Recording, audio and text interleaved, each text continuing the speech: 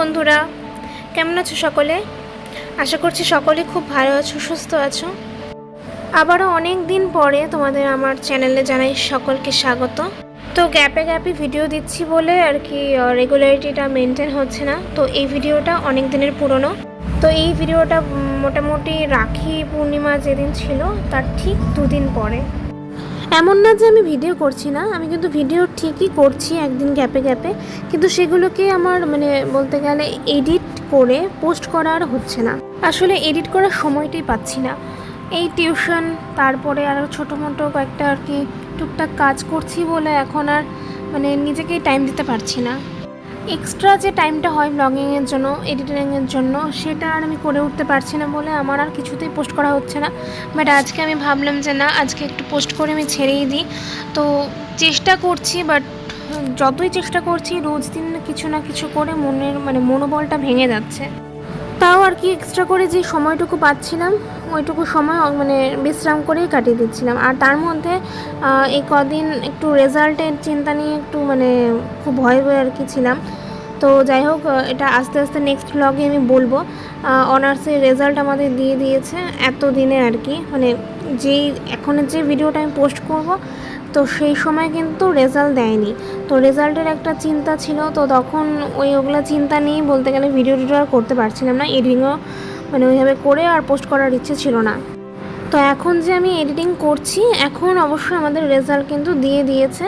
তো সেটা আমি তোমাদেরকে পরে অন্য কোনো ভিডিওতে শেয়ার করব। তো যাই হোক, সেদিন যে আর কি ভিডিওটা শুরু করেছিলাম, এই ভিডিওটা সেদিন বললামই যে রাখি পূর্ণিমার 2 দিন পরে এই ভিডিওটা করেছিলাম। তো সকালবেলায় আমি ওই মা রান্না দিয়ে আর কি ভিডিওটা শুরু করেছিলাম।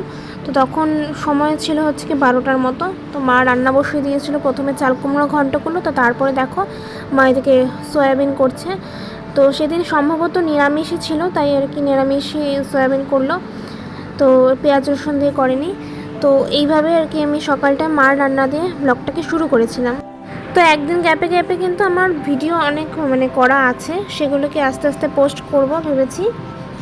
তো সেদিনও আমি এইভাবেই শুরু করেছিলাম ব্লগটাকে।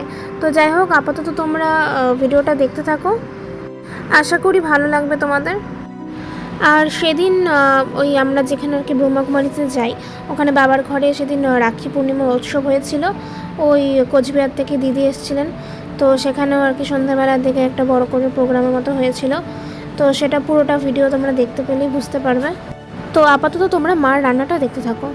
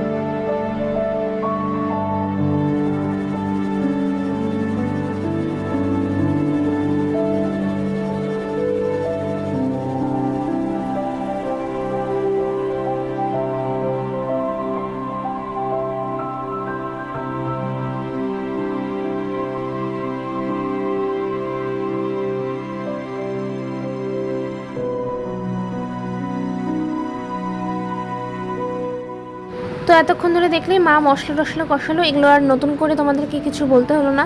সয়াবিন তো সবার বাড়িতেই হয়। তো সয়াবিনের মধ্যে মা একটু আলু দিয়েছিল আর তার সাথে কোয়াশও দিয়েছিল দেখতে পেলে। তো নিরামিষ করেই করলো। তো মা এখন মশলা কষানো হয়ে গেছে, তো সমস্ত কিছু সয়াবিন আর কোয়াশটা দিয়ে দিল। এবার জল দিয়ে ব্যাস ফুটিয়ে নামিয়ে ফেলবে। তো এটা তো আর নিশ্চয়ই আলাদা করে আমি কোনো রেসিপি তোমাদেরকে শেয়ার করব না, এটা কম বেশি সবাই পারে। তাই আর কিছু বললাম না, ভয়েস ওভার দিলাম না, জাস্ট মিউজিক দিয়ে দিলাম।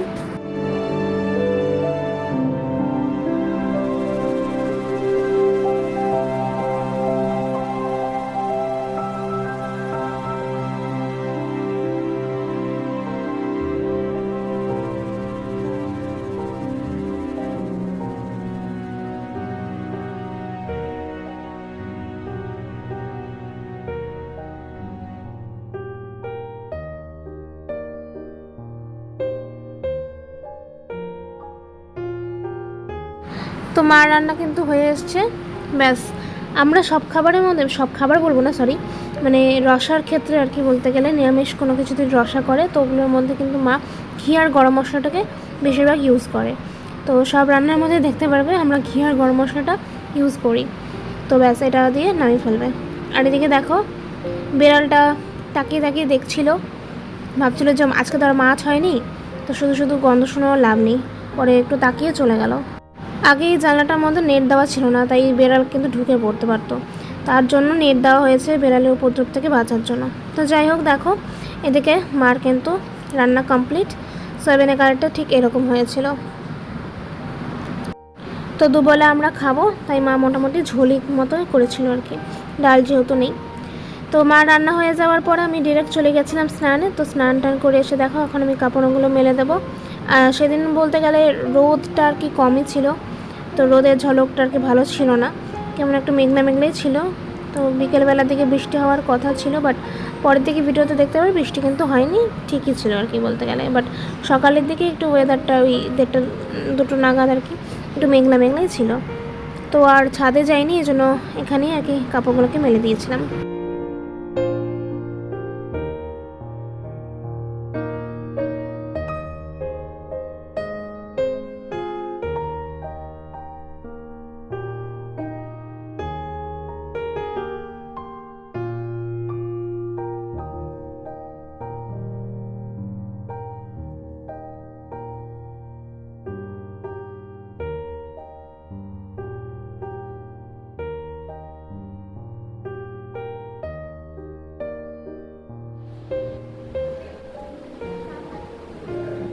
তো দেখো বন্ধুরা, এই যে বাবার ঘরে চলে এসেছিলাম, তখন সময় বিকাল 5টার মতো।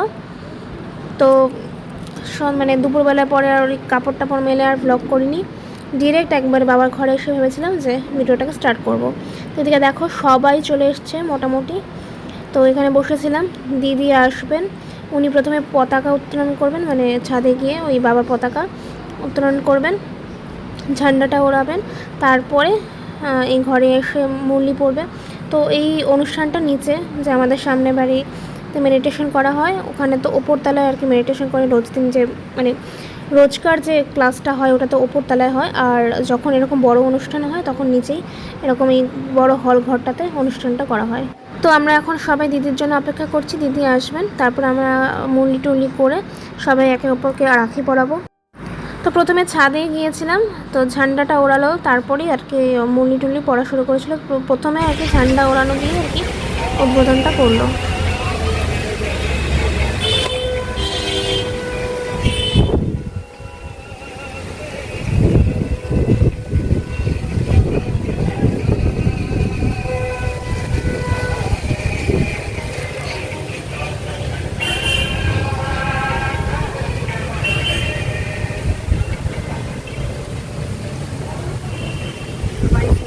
করেন আমাদের যা মধ্য বাবার সেবা হচ্ছে, প্রত্যেকটা জায়গা থেকে ভাই বোন এখানে আসতে পারে, এটা এমন একটা মিডিল করছেন, এই জন্য আমরা বাবার ঝান্ডা উঠাই। এই পাশা বলি, বাবার সেবা স্থান বলি, যেখানে সেবা হচ্ছে, সেবা কেন্দ্র বলি নাই, এটা আমি বলছি সেবা স্থান, সেবার জন্য বাবা সুযোগ দেওয়ার জন্য এটা কাজ করছে।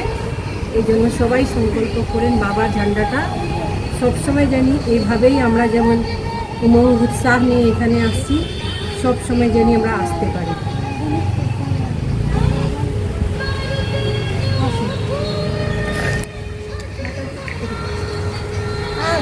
সবাই কাছাকাছি, সবাই কাছাকাছি আসেন, একটু আসেন, সবাই আসেন কিন্তু। হ্যাঁ,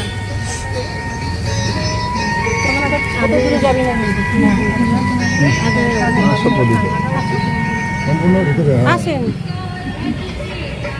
ঝান্ডাটাকে ধরতে পারেন, ঝান্ডা কেউ যদি ধরতে চায় ধাকাধুকি করবে না কিন্তু। রসিনা রসিনা রসিনা আমরা আপনাকে দড়িটা রাখলে হবে না।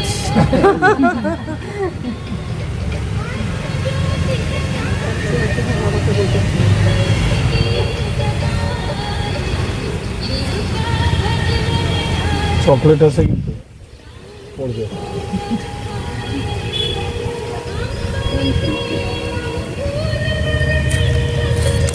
হ্যাঁ এই যে সবাই নে চকলেট নে ওই যে ওইটার নিচে ওইটার নিচে নে পয়সে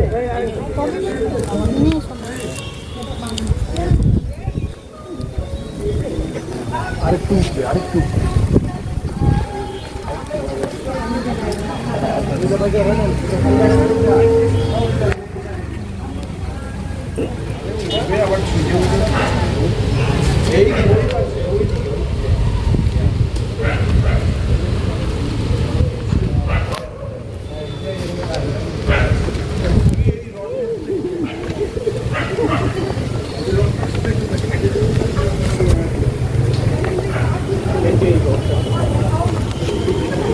সবাই আস্তে আস্তে নামাই রোড আছে।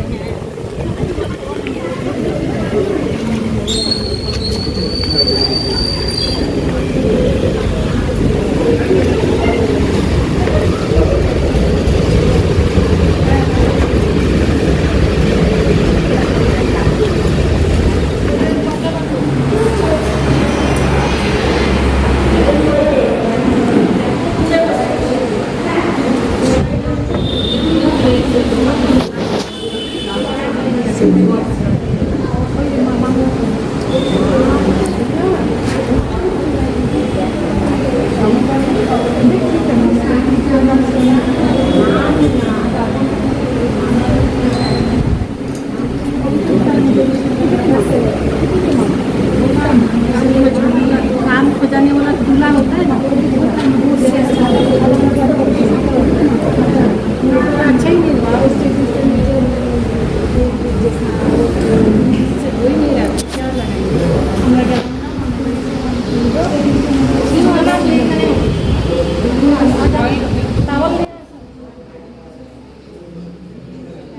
তো এই যে এখন হচ্ছে রাখি পরানো হচ্ছে, তো মৌলি টুলি পরা শেষ।